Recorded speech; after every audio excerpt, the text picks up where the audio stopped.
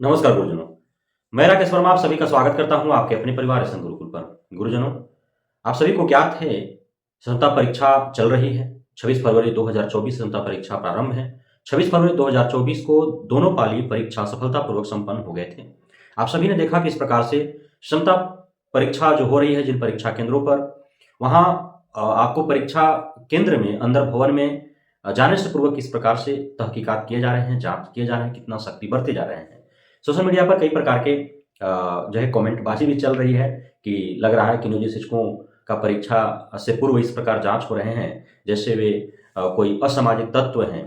कहीं जो है असामाजिक तत्वों का जो जैसे जांच किया जाता है उस प्रकार से मेटल डिटेक्टर से जांच हो रहे हैं। चप्पल, जूता, मोजा सब उतरवा दिए जा रहे हैं। जैकेट, मफलर, स्कार्फ, शॉल सब उतरवा दिए जा रहे हैं, है ना। पूरा जो है आदमी जो वहाँ पे लड़के खड़े हैं या लड़कियाँ जो हैं वो लड़कियाँ महिलाओं को, लड़के जेंट्स को जो है वे पूरा ऊपर से नीचे जांच कर रहे हैं।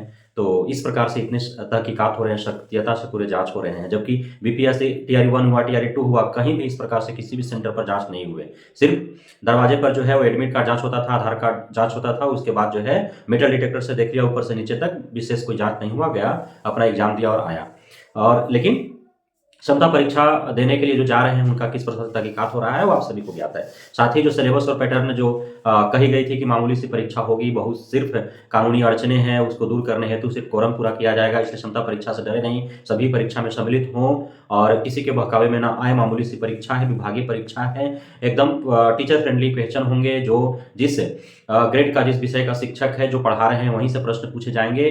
तो ऐसा उस समय भी कहा गया था जब बीपीएससी टीआरई 1 हुआ था, उसमें भी शिक्षा मंत्री प्रोफेसर चंद्रशेखर थे, वे ऐसे ही कहते थे कि जो पढ़ा रहे हैं उसी में से जो पढ़ाना है वो प्रश्न वहीं से आएगा, तो फिर डर क्यों रहे हैं। कि बीपीएससी का मतलब ये थोड़ी है कि बहुत हार्ड क्वेश्चन बीपीएससी पीसीएस के लेवल का हो जाएगा। लेकिन जब परीक्षा भवन में बीपीएससी टीआरई 1 के जब अभ्यर्थी गए, बीपीएससी टीआरई 2 के जब अभ्यर्थी गए, तो फिर देखने को मिला कि कितने टफ क्वेश्चन थे और हंगामे काफी हुए थे। बीपीएससी टीआरई 1, 1, 2, 5 के क्वेश्चन पेपर को लेकर के काफी हंगामा हुआ। बीपीएससी के चेयरमैन अतुल प्रसाद जी ने भी स्वीकारा, सभी जो है स्वीकारे कि हाँ कुछ टफ ज्यादा था। लेकिन बात थी कि अब 7-8 लाख कैंडिडेट्स है, उसमें से मात्र जो है वो 70,000 यानी कि एक सीट पर 10 कैंडिडेट है, उसमें से एक को सेलेक्ट करना है, तो क्वेश्चन टफ नहीं होंगे तो फिर कैसे होगा। फिर जब रिजल्ट घोषित किए गए तो उसके बाद कितने हंगामे हुए कि जब क्वेश्चन टफ था तो कट ऑफ इतना हाई क्यों चला गया। इस तरह से हंगामे होते रहे। अब क्षमता परीक्षा में भी आप देख पा रहे हैं कि क्षमता परीक्षा दे करके आए हुए जो शिक्षक शिक्षिकाएं हैं वे किस प्रकार से जो है उनका विरोधाभास देखने को मिल रहा है। कुछ के लिए है कि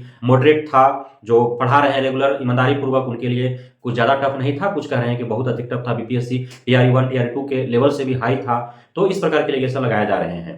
हालांकि अब बीपीएससी टीआरई का सिलेबस जब दिया ही गया था विज्ञापन में और आपने उन नियम और शर्तों को देख करके, समझ करके, बुझ करके सब टर्म एंड कंडीशन जो थे उसके बाद आपने भरा, तो फिर एग्जाम दे करके बाहर आने के बाद जो है एलिगेशन लगाना तो फिर जो है वो सही नहीं है। सब कुछ जानते समझते हुए आपने काम किया। तो अब जो है आप सभी को मैंने बताया था पूर्व के वीडियो में कि 27 फरवरी 2024 को जो द्वितीय पाली का एग्जाम था वो रद्द हो गया था। अब उसमें कयास लगाए जा रहे थे कि अब परीक्षा कब होंगे, नहीं होंगे। और मैंने ये भी बताया था कि देखिए रद्द कर देना बहुत बड़ी बात नहीं होता है, वो तो विभाग का एक छोटा सा जो है वो निर्देश है और सभी जगह जितना सेंटर है वहां पे चिपका दिया जाता है। चूंकि सीबीटी मोड में एग्जाम हो रहे हैं तो एक मामूली सा बात लिख देना है, सिर्फ चाहे कारण जो भी हो, लेकिन एक ही मामूली सा बात लिख देना है। अपरिहार्य तकनीकी कारणों की वजह से, तकनीकी गड़बड़ियों के कारण जो है परीक्षा स्थगित कर दिया गया है। अब अगले आदेश तक का इंतजार करें, परीक्षा जो है पुनः ली जाएगी, अगले तिथि में लिया जाएगा। तो सिर्फ उनका एक मात्र नोटिस निकाल देना है। लेकिन जो अब आप सभी को ज्ञात है कि पूरे बिहार भर में मात्र जो है 52 ही एग्जाम सेंटर है, उसमें सबसे अधिक सेंटर जो है पटना जिला में है जो बिहार का राजधानी है, और पूरे 38 जिला में मात्र 9 ही जिला में जो है एग्जाम सेंटर बनाए गए हैं। तो अब परीक्षा तो पूरे 38 जिला के दे रहे हैं लोग। अब 38 जिला आप देख पा रहे हैं कितना जो है वो बिहार बड़े क्षेत्र में फैला हुआ है और इसका भौगोलिक परिदृश्य भी जो है वो अलग अलग विभिन्नताएं हैं। कहीं पे सड़क मार्ग है, कहीं पे रेलवे मार्ग है, तो आने जाने में परेशानी भी होती है। अब सभी मार्ग एक दूसरे से जो है वो डायरेक्ट रूप से तो जुड़े हुए नहीं है, तो समझने वाली बात है। तो परेशानियां तो हो ही रही है ना लोगों को, कई कई हजार रुपए जो है खर्च करने पड़ रहे हैं, होटल लेना पड़ रहा है, खाने रहने ठहरने की परेशानी हो रही है। तो अब 4-4, 5-5 हजार रुपया एक एग्जाम देने के लिए लोग खर्च करते हैं। अब गए, परेशानियों कठिनाइयों का सामना करते हुए उतने खर्च कर दिए, एग्जाम हुआ नहीं, अब पुनः जो है तुरंत एग्जाम लिए जाने की बात कही जा रही है।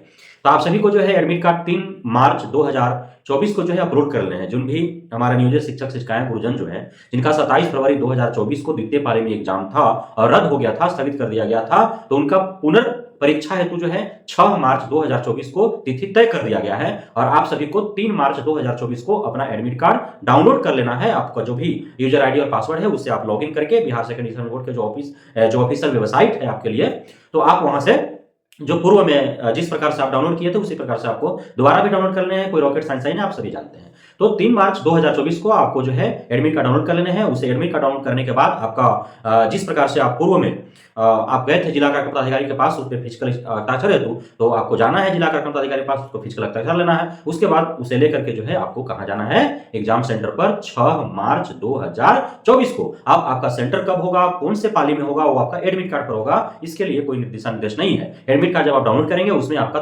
तिथि तो पता चल गया 6 मार्च को होगा, लेकिन प्रथम पाली होगा कि द्वितीय पाली होगा, सेंटर 9 जिला में से किस जिला में आपको भेजा जाएगा, अब वो आपका एडमिट कार्ड पर दर्ज रहेगा। तो आप देख समझ करके जिस प्रकार से पूर्व में गए थे उसी प्रकार से पुनः जाना है, एग्जाम देना है। तैयारी आप सभी का होगा, मुझे उम्मीद है, और फर्स्ट टाइम में ही आप झंडा गाड़ेंगे ऐसा भी पूरा भरोसा है आप सभी नियोजित शिक्षकों गुरुजनों पर।